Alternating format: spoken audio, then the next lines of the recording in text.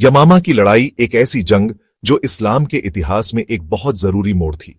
ये वो जंग थी जिसमें इस्लाम के सबसे अच्छे मुजाहिदीन शहीद हुए, लेकिन इसी जंग के नतीजे ने उम्माह को और भी मजबूत बना दिया।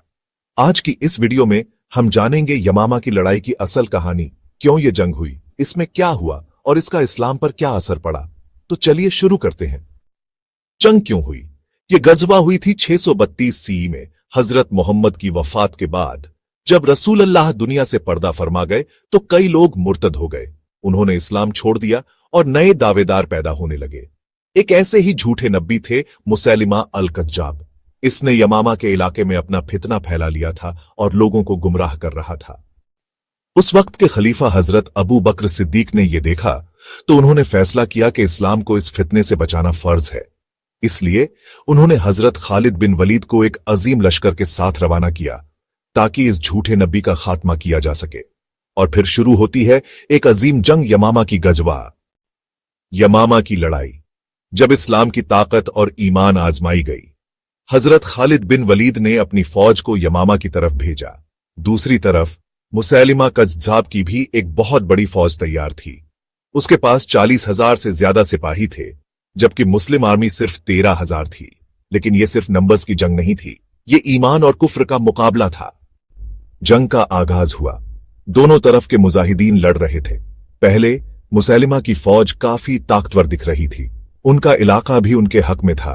लेकिन फिर मुस्लिम फौज ने जबरदस्त जंगी हिकमत अमली अपनाई। हजरत खालिद बिन वलीद ने हजरत बरा बिन मलिक को एक खास मिशन दिया, दुश्मन की फौज को तोड़ने का। हजरत बरा बिन मलिक ने अपने सिर्फ 300 मुजाहिदीन के साथ एक जबरदस्त हमला किया और धीरे धीरे मुसैलिमा की फौज को पीछे हटने पर मजबूर कर दिया। मुसैलिमा का अंत, इस्लाम की फतह। मुसैलिमा और उसकी फौज बनु हनीफा के एक बाग में छुप गई, जिसे हदीकत उल मौत यानी मौत का बाग कहा गया। मुस्लिम फौज ने इस बाग को घेर लिया, लेकिन अंदर से मुसैलिमा के सिपाही तेजी से जिहाद कर रहे थे। तब हजरत वाहशी, वही सहाबी जिन्होंने हजरत हमजा का कातिल ईमान लाने के बाद एक नया सफर शुरू किया था, आगे आए। वही हजरत वाहशी जिन्होंने पहले अपने हाथों से हजरत हमजा को शहीद किया था, आज इस्लाम की तरफ से जिहाद कर रहे थे। उन्होंने अपना नीला भाला उठाया और मुसैलिमा को निशाना बनाया और एक ही वार में उससे खत्म कर दिया। मुसैलिमा की मौत के साथ ही यमामा की जंग मुस्लिम फौज ने जीत ली। यमामा की लड़ाई का इस्लाम पर असर। यह जंग इस्लाम के इतिहास में बहुत अहम है। इस्लाम एक और बड़े फितने से महफूज हो गया। बहुत से कुरान के हाफिज इस जंग में शहीद हुए, जिस वजह से खलीफा हजरत अबू बकर ने कुरान को एक किताब की शक्ल में जमा करने का फैसला किया। मुस्लिम फौज और भी ताकतवर हो गई और अरब में इस्लाम मजबूत हो गया।